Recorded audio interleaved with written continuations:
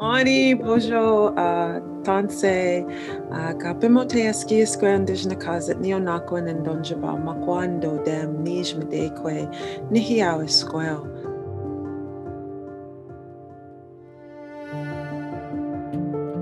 Part of what led me to become a water walker was recognizing that the water is hurting. The water needs our help. I was raised with my mother's Cree and Métis family in the Nihiao territories of Treaty 6, so specifically in the territories of Saskatchewan. I grew up on the land, and like I'm sure many of you have.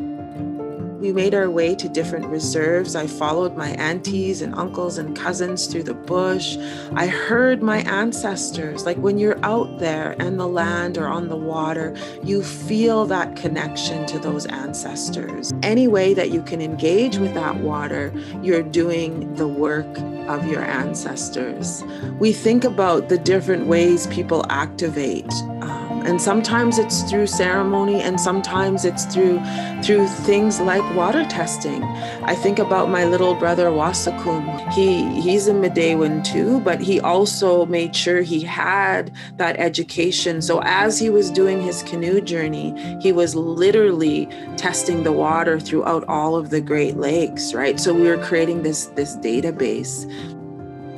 We've always known that water responds to us. And again, that information has been embedded in our songs, in our stories, in our science, in our intellectual legacies. And so, part of that legacy is understanding that we do have those obligations with the water and the land and humans. Our first treaty was with Mide-Kwe and with the animals and with the water. For us, it's not Canada and the States and North America. It really is Turtle Island.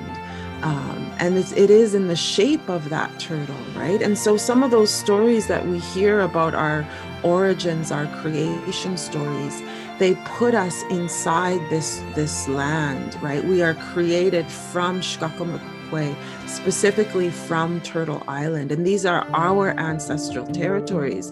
And again, there's a responsibility there that we have to the lands and the waters and to our future generations.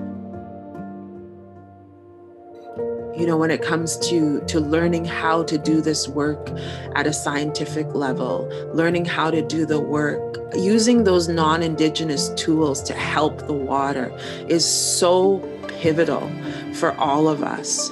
So I really encourage all of you to think about this and to think about how those ancestral legacies, you're taking part in that by doing this kind of work.